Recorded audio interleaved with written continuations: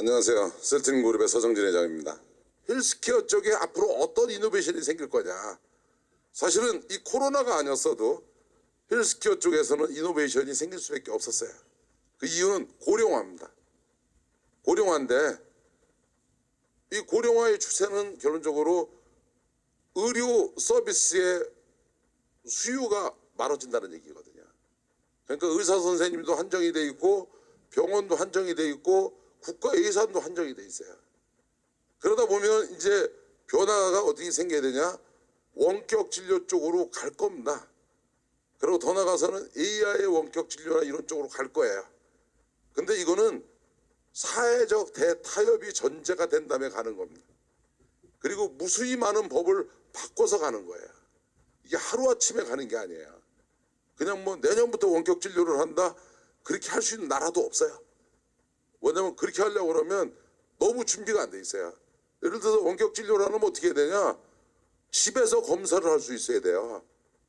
집에서 검사를 해야 되는데 그중에 검사 장비 중에 제일 중요한 게 피검사입니다. 근데 집에서 연세 드시는 어르신들한테 정맥에 주사를 바늘로 꼽으셔서 피를 100cc를 뽑으셔가지고 저기 분석기에 누우시죠 이렇게 할 수는 없는 거 아닙니까?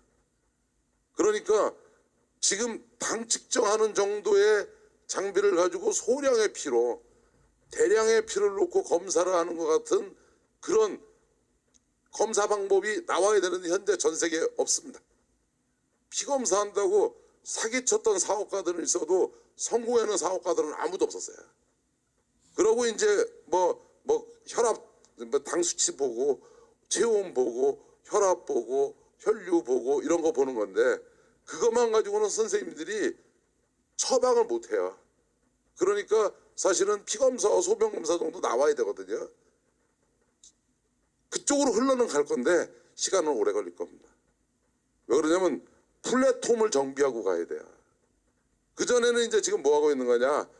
선생님들이나 아니면 의료 서비스에 좀 더 업무량을 줄여드리기 위해서 이제 영상 장비 같은 것들을 판독하는 거를 선생님들이 직접 하는 거를 일부 시뮬레이터가 들어가서 그거를 좀 더 고차원적인 말로 쓰면 AI 기능을 집어넣어서 나는 그게 AI인지 아닌지 잘 모르겠어요. 왜 그걸 붙이는지. 근데 그걸 보고 우리 헬스케어의 디지털화라고 하는데 이런 거는 계속적으로 조각조각 나갈 거예요. 이렇게 계속 조각조각 나가는데 그게 큰 변화를 주지는 못할 거예요. 근데 그거부터 시작은 하겠죠.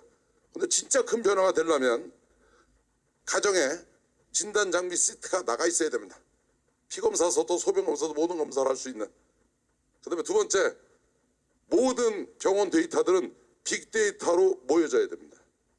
그래서 원격 진료를 하려고 하면 선생님이 환자가 그동안 이 병원에서 진료를 했던 저 병원에서 진료를 했던 그동안 진료를 받았던 모든 데이터와 영상 장비를 볼 수 있어야 돼요. 그리고 현재의 컨디션을 볼 수 있어야 돼요. 그리고 원격 진료를 하는 거예요. 그리고 원격 진료가 효과가 있으려면 약사법을 뜯어 고쳐가지고 약을 약국에서 처방해 주는 게 아니라 이커머스로 배달해 줄 수 있어야 돼요. 그리고 그런 오랜 시간을 머신 트레이닝을 시켜서 AI로 넘어갈 겁니다. 앞으로는 이 시대로 넘어가겠죠. 당장의 일은 아닙니다. 점진적으로 가겠죠. 근데 가끔 보면 급하게 그거를 하려고 하시는 분들이 보이더라고요. 뭐 AI 원격 진료를 한다. 그거는 에머전시 때 하는 겁니다. 인프라도 없이 하는 게 아니에요, 그게. 이제 고령화가 돼서 의료 수요가 많아지면 진짜 중증 환자가 병원을 가시고 경증 환자는 그런 시스템으로 넘어가겠죠. 이거의 시도는 한국이 먼저 하는 게 아니라 북유럽이 이미 하고 있습니다. 핀란드가 가장 빠른데요. 핀란드는 모든 국민의 데이터가 태어나서 죽을 때까지 빅데이터가 국가 데이터망으로 가지고 있어요. 그래서 그 나라가 요람에서 무덤까지라는 말을 쓰는 거예요. 우리나라는 빅데이터 없습니다. 다 쪼개져 있어요. 이거 모으는데 시간 무척 오래 걸릴 거예요. 그리고 핀란드가 가장 앞서 있고 노르웨이와 네덜란드와 덴마크가 뒤따라가고 있어요. 그래서 제가 핀란드 정부하고 4년 전부터 이 얘기를 하고 있어요. 이거를 이제 그쪽으로 가기 위해서. 그런데 거기에 가장 키는 피검사입니다. 피검사를 못 풀면 이 길을 못 가요. 그래서 앞으로 헬스케어 쪽에 어떤 변화가 올 거냐, 가장 기본이 되는 거는 플랫폼의 변화가 있을 겁니다. 근데 이건 시간이 좀 걸릴 거예요. 플랫폼의 변화가 오기 전까지는 이제 의사 선생님들이 판독하고 분석하고 하는 걸 도와주는 그런 이제 IT 기술이 접목이 되겠죠, 실제. 그래서 그런 시도를 같이 병행해 나가는 그런 세션이 오늘 이 포럼에서 있는 것 같이 제목만 보면 알잖아요. 그래가지고 아마 다음 연사가 이제 그런 헬스케어 데이터를 디지털화하는 거 얘기하는 것 같아요. 그 다음에 GE가 전 세계 진단 장비로는 가장 뛰어난 회사거든요. 그러니까 이제 센싱에 대한 얘기를 할 거예요. 집에서 간편하게 할 수 있는 검사 방법. 그리고 보니까 오늘 오후에 이 백신과 치료제 얘기도 있더라고요. 제가 총괄적으로 했던 것 중에 일부가 거론이 될 거예요. 제약회사와 병원 중심의 헬스케어 산업이 이제 많은 과학자들이 관심을 갖고 많은 기업들이 관심을 가져서 이제 새로운 변화를 만드는 구심점이 되기를 바랍니다. 피검사를 하겠다. 제가 그 얘기를 했어요. 바이오 기술로 하는 거 아니에요. 바이오 기술도 있지만 거기엔 나노도 들어가야 되고 가상현실도 들어가야 되고 AI 기술도 들어가야 돼요. 이제 대한민국의 미래는 헬스케어 산업이 됐든 뭔 산업이 됐든 이제 기술융합의 시대로 4차 산업이 들어오면서 진입한 겁니다. 저 바이오 사업 쪽에서는 잘 알아요. 근데 기술융합을 하려면 악보를 제일 먼저 만들어야 돼요. 그래서 오케스트라 지휘자라고 생각하면 되는 겁니다. 바이올린 하나는 잘 치는 내가 악보를 만들고 좋은 연주자를 섭외해서 같이 훈련을 해서 나오는 게 기술융합입니다. 그래서 지금까지는 대한민국 국민들의 적성에 맞게 발전해 왔어요. 자기 거 자기가 하는 거 우리 잘하거든요. 근데 이제 지금서부터 새로운 시도를 하는 겁니다. 같이 하는 것도 잘하냐. 특히 전문가끼리 같이 하는 걸 잘할 수 있겠냐. 이게 키입니다. 저희 셀트리온 그룹도 이제 제가 이 회사 만드는 지 한 20년 됐는데 제약회사가 3개 있어요. 바이오로직으로 만드는 셀트리온이 있고 케미칼 제품 있는 셀트리온 제약이 있고 전 세계 직판망을 가지고 있는 셀트리온 헬스케어가 있는데 3개 회사가 사실은 따로 왔지만 내년에는 통합시켜서 합병시켜서 종합제약회사로 만들려고 하는데 세 회사의 이익을 놓고 보니까 올해 전 세계 제약회사 서열로 35위에서 30위 안에 들어가겠더라고요. 그리고 내년에는 20위권에 들어갈 수 있겠더라고요. 그리고 2025년에는 10위권 안에 들어갈 수 있겠더라고요. 저희 기획사원을 이렇게 쭉 보면. 그럼 제약회사가 몇 개나 있냐? 중국에만 6만 개 있어요. 그러면 30이면 대단한 거죠, 그죠? 우리나라에도 1000개 이상 있어요. 제가 처음 2002년에 시작할 때 5천만 원 가지고 6명이 시작했어요.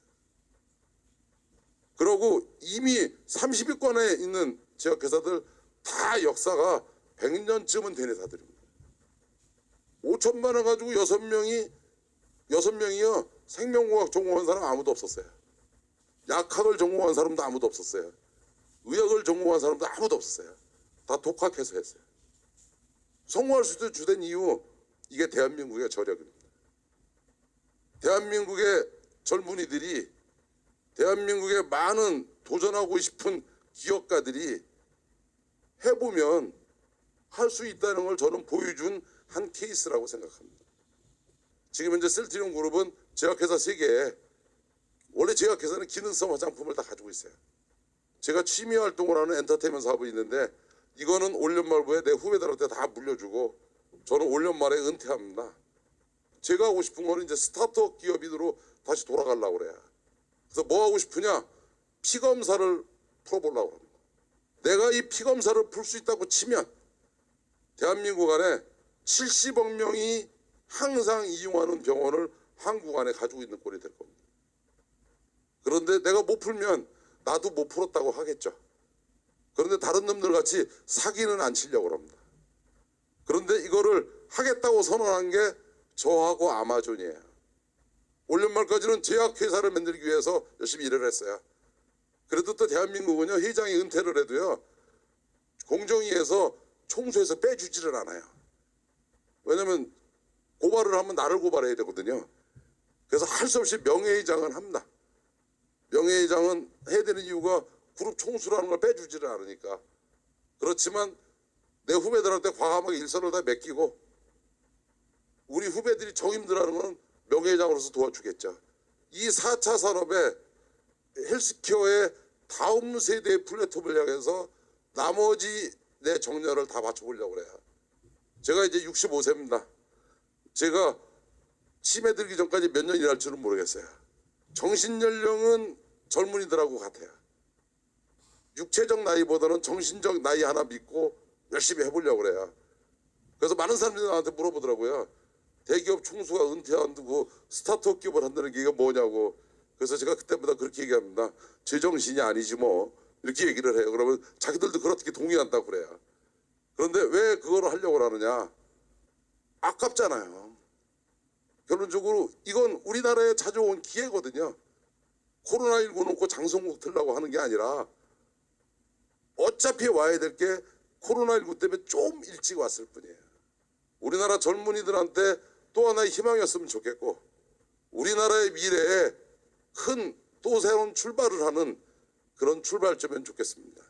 거기에 여러분들한테 조금이라도 좀 자신감을 갖게 하고 그리고 또 에너지를 생기게 하고 했으면 좋겠습니다.